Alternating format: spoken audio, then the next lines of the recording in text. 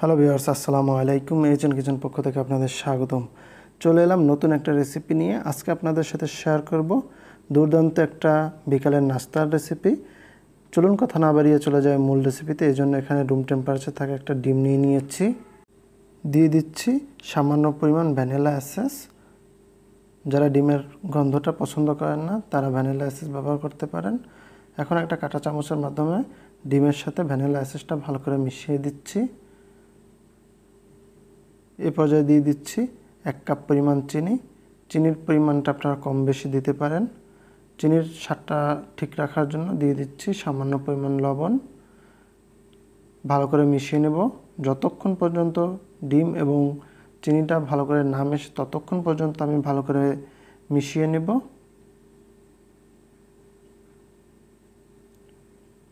এই পর্যায়ে দিয়ে দিচ্ছি 1 কাপ থেকে সামান্য পরিমাণ কম সুজি। দিয়ে দিচ্ছি 1/2 কাপ পরিমাণ নারকেল কোড়া। দিয়ে দিচ্ছি সামান্য পরিমাণ বেকিং পাউডার। দিয়ে দিচ্ছি 1/2 কাপ পরিমাণ ডিপ্লোমা গুঁড়া দুধ। দিয়ে দিচ্ছি কর্নফ্লাওয়ার 3 থেকে 4 চামচ পরিমাণ। সবগুলো আমি হাত দিয়ে মেখে একটা ডো তৈরি করে নিব। ভিউয়ার্স, রেসিপিটি দেখার শুরুতে অবশ্যই একটা লাইক করে দেবেন এবং কন্টিনিউ করতে থাকবেন। যদি আপনারা স্কিপ করতে থাকেন তাহলে কিছুই বুঝতে পারবেন না এই রেসিপিটা সম্পর্কে। ভিউয়ার্স, আমার ডোটা তৈরি করা হয়ে গিয়েছে, দেখতেই পাচ্ছেন। এই পর্যায়ে আমি 10 মিনিটের জন্য রেস্টে রেখে দিচ্ছি। ফিরে আসবো 10 মিনিট পর। আমি একটা থালার ভিতরে সামান্য পরিমাণ তেল ব্রাশ করে নিয়েছি, হাতেও সামান্য পরিমাণ তেল নিয়ে নিয়েছি। এখন ডো থেকে ছোট্ট একটা লিচি কেটে নিয়েছি এই নাস্তাটা তৈরি করার জন্য। ডোটা আমি ছোট্ট একটা বলের শেপ দিয়েছি। হাতের তালুতে রেখে সামান্য পরিমাণ প্রেস করে নিচ্ছি। দেখতেই পাচ্ছেন কত সহজে আমি নাস্তাটা তৈরি করে নিচ্ছি। আপনাদের সুবিধার্থে আমি আরেকটা তৈরি করে দেখাচ্ছি।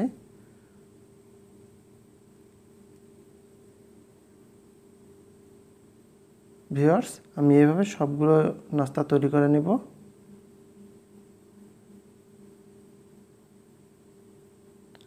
খুবই সহজ এই নাস্তাটা তৈরি করা।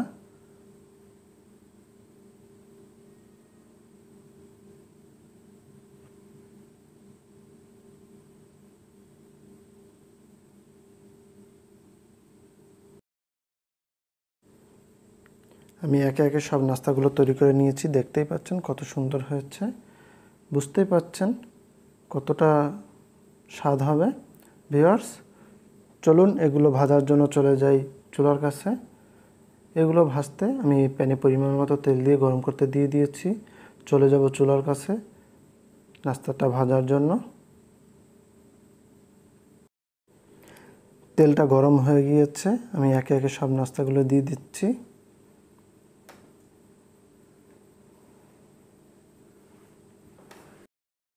ভিউয়ার্স, এ পর্যায়ে চুলার পাওয়ারটা লো এবং মিডিয়ামের মাঝামাঝি পয়েন্টে রেখেছি।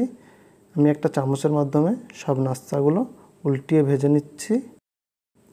দেখতেই পাচ্ছেন নাস্তাগুলো কত সুন্দর একটা বাদামি রং ধারণ করেছে। আমি এভাবে উল্টিয়ে সবগুলো ভেজে নিব। ভিউয়ার্স, 3 থেকে 4 মিনিট পর্যন্ত এটা ভাজতে হবে। ভিউয়ার্স, আপনাদের কাছে ছোট্ট একটা রিকোয়েস্ট, আপনারা সকলেই আমার চ্যানেলটি সাবস্ক্রাইব করে আমার পাশে থাকবেন।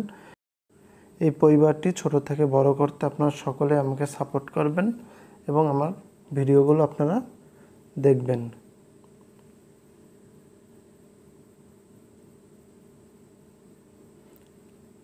আমি আবারও উল্টিয়ে দিচ্ছি। দেখতেই পাচ্ছেন কত সুন্দর একটা বাদামি রং ধারণ করেছে। দেখতেই পাচ্ছেন নাস্তাগুলো কত সুন্দর ফুলে উঠেছে এবং কত সুন্দর একটা বাদামি রং ধারণ করেছে। আমি সবগুলো নেড়েচেড়ে ভালো করে ভেজে নিচ্ছি। ভিউয়ার্স, আপনারা যদি আমার রেসিপিটা ফলো করেন অবশ্যই এইরকমভাবে পারফেক্ট এই নাস্তাটা তৈরি করতে পারবেন। আমি এখন সবগুলো ছাঁকনির মাধ্যমে তুলে নিচ্ছি এবং আপনাদের সার্ভ করে দেখাচ্ছি।